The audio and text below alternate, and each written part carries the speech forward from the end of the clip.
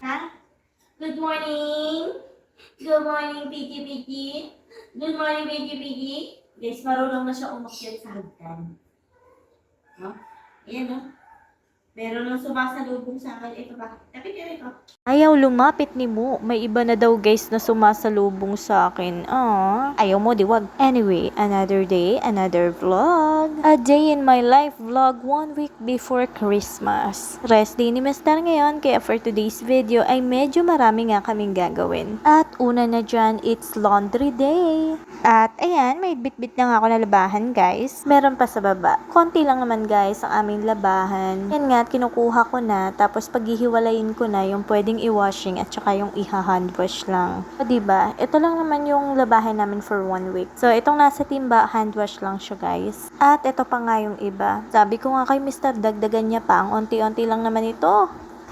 Charot. Ayan, gusto ko nga makapagsalak muna ako ng damit sa washing bago mag-breakfast para makapagsampay agad. Maganda yung panahon guys, mainit. Sana nga tuloy-tuloy para matuyo yung mga isasampay ko. Uy, teka lang, may nangangalabit na baka. Papansinin ko muna saglit. Nakasilip kasi siya kanina sa may hagdan. Si Pixie yung sumalubong sa akin. Tapos ayaw niya nang lumapit. Anyway, bago nga ako maglaba guys, magtitimpla muna ako ng Milo. At kailangan ko pala talaga mag-prepare ng breakfast dahil rest day nga ni Mr. So, nag-aabang siya ng breakfast, guys. Nag-iisip nga ako kung ano i-breakfast namin eh. Pero, nagsaing na ako sa rice cooker. Ayan, nakasalang siya dyan. Tapos, napansin ko, may mga hinog na pala na saging na saba. So, ito nga, banana Q.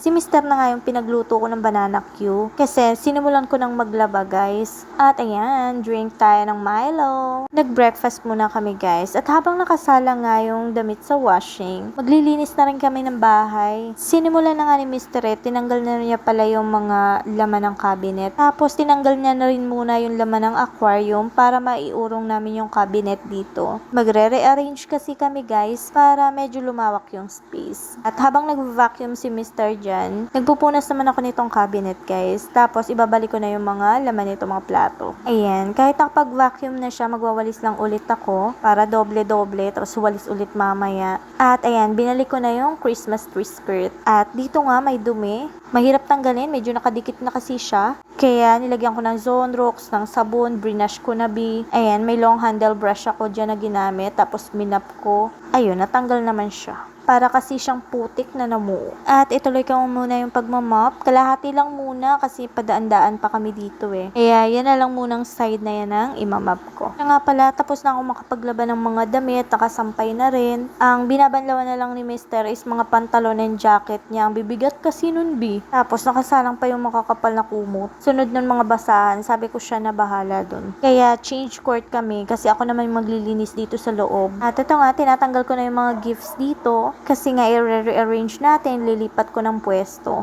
At ito ang bed ng aking mga dogs, inilabas ko muna para mainitan lang sana. Kasi nga maganda yung sikat ng araw, paarawan lang sana. Pero si Mr. Sinipag guys, nilabhan niya yung mga bed tapos umulan ng hapon. E di hindi natuyo, kawawa naman yung mga dogs namin, walang bed. At maya nga tinawag ko si Mr. kasi bala kong ilipat yung pwesto ng lamesa. Medyo mabigat kasi siya kasi may salamin sa ibabaw. Maya nga kinuha na ni Mr. yung isang bed yun. Sabay nilabhan guys, kaya wala tuloy silang higaan ngayon. Sana naman bukas ay umaraw para matuyo. Tapos guys, itong malaking salamin, hindi pa rin namin na ipapakabit dyan sa dingding. Medyo pricey kasi siya guys eh. Siguro next year na, pero dyan talaga yan ilalagay siya. Tinulak na lang muna namin ni Mr. para hindi naman siya masyadong makita. Maganda sana kung naikabit na yan dyan. Pero yun nga, kulang pa sa budget be. Yung floor nga namin, hindi pa namin napatiles. Pero okay lang yan, unti-unti lang. Super thankful and grateful pa rin kami ni Mr. Kasi we're good, we're happy, and we have been blessed. At ito nga, nilipat ko na yung isang table dito guys. Tapos, dyan ko pa rin ipapatong yung mga gifts. Ayan, sama-sama na yan dyan. Mga gift namin ni Mr. Mga gift ng kapatid ko si Miko at si Joy. At mga pang giveaways. Every Christmas Eve nga ay nagkakaroon kami ng family Christmas gift giving. At ayan, yung iba pa palang mga regalo dito, hindi pa nakabalot. Kaya, i-wrap ko na rin yung ibang mga gift. Uy, teka nga lang, nagbabalot na agad ako nitong regalo. Ang dami ko pa palang liligpitin. Meron pa rin akong mga hugasin. Teka, ito muna. Mamaya ko na ibabalot yung iba. Ayan, dito muna ako sa kitchen. Mag-unload muna ng mga plato. Dahil tuyo na nga itong mga to, ilalagay ko na sa cabinet. At ayan nga, parang may kulang dito guys. Ibababa ko nga dito yung aking aqua plants. Meron dyang guppy fish. Parang mas okay kapag nandito siya sa tabi ng aquarium. O diba, mas maganda. So ituloy ko na yung pag-unload ko dito. Ano na ko dyan maliit na drawer na cabinet. So dun ko nga nilalagay yung mga sandok, shensitongs, embudo, mga tupperwares, at iba pang mga gamit sa kusina para hindi nakakalat. Tapos nilagyan ko na rin ng dust cover itong galon na mineral water. Para hindi siya eyesore dito. Blue naman kasi bi. Ayan, edi aesthetic. Tapos nagugas na rin ako ng mga plato. At ito nga yung drawer, yung cabinet na pinaglalagyan ko ng mga gamit pa dito sa kitchen. Sama-sama na yan dyan para hindi sila makalat. Ilipat ko nga ng pwesto. So, dyan na lang siya. At ayan nga, tapos ko na mahugas yung mga plato. Patutuyuin ko na lang yan bago ko ilagay sa cabinet. Then, magmamap na rin ako dito. At after ko nga malinis sa kitchen, ay pinagpatuloy ko na ang pagbabalot nitong mga regalo. Tatapusin ko na to guys kasi next week ay Christmas na. Hindi tayo makapaglagay ng music guys. Magka-copyright. Gets nyo na yun. At ayan nga, kitang-kita nyo sa video, ang kakulit na ni Pixie. Wala nang magawa si Luna. Akala niya siguro yan ang nanay niya. Or yan lang kasi talaga yung nagaganyan niya guys. Ayaw makipaglaro sa kanya ni Mu at ni Pipay. Kaya minsan ako na lang nakikipaglaro sa kanya. Habulan kaming dalawa. Kawawa naman kasi, uy bata pa yan. Gusto niya na maglaro. Kaya buti na lang ayan si Luna. Hindi naman siya pinapatulan. At kapag hindi niya na matake, masyado na siya nakukulitan. Tatalo na lang siya guys. Hindi naman siya maaabot eh. Oh, ayan. Diba? Natahimik si Luna. Ayan. Natapos ko nang ibalot yung mga regalo. Yung sa mga pang giveaways, hindi ko muna ipapak. Kasi may ilalagay akong mga candies. Baka lang gamin. By next week na yun. Basta before Christmas. At kinabit na nga rin namin yung Merry Christmas banner. Alam nyo ba guys? 2021 pa yarn. Ayan yun guys. So, tapos yung Christmas tree ko noon, DIY pa. O, diba? Basta maingat ka lang magtabi. Ilang taon pa yan magagamit, bi. Kaya, ingat na ingat ko din talaga yung mga gamit ko, guys. And, hello daw guys sa inyo. Ang cute ni Pixie, oh. Tapos na nga ako maglinis. Magluluto na lang ako for lunch. Pero, maliligo muna ako bago ako magluto. At, bago nga ako maligo, ay maglalambing muna ako kay Pixie. Bagong ligo nga pala to guys. Habang naglalaba ako, niliguan ko siya saglit. Mabango na ang pichi-pichi ko. Bagong ligo po ang pichi-pichi ko. Tawa-tawa tuloy si Mr. sa kanta ko.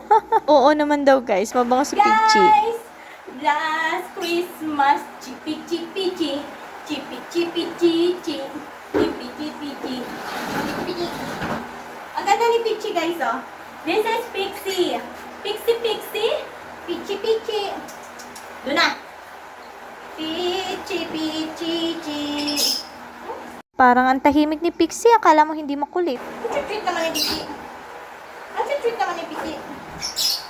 Yung Lutino lovebirds ko pala dyan guys, lalagyan ko pa ng bagong bird seeds. Pichi-pichi. Baba na.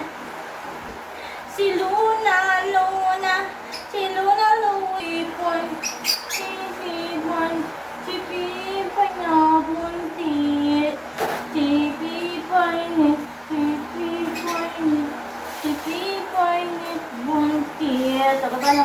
So, si Mu yung wala guys, nasa labas. At eto na nga guys, binalik na ni Mr. ang aming koi fish. Ayan sila guys, kagaganda. Tinitingnan yata nila yung guppy fish dun, no? Ayan, binaba ko kasi dito. Naku, curious yata sila dito sa maliit na isda. Yung mga aqua plants ko guys, nilalagyan ko talaga sila ng guppy fish para mapanatiling malinis yung tubig.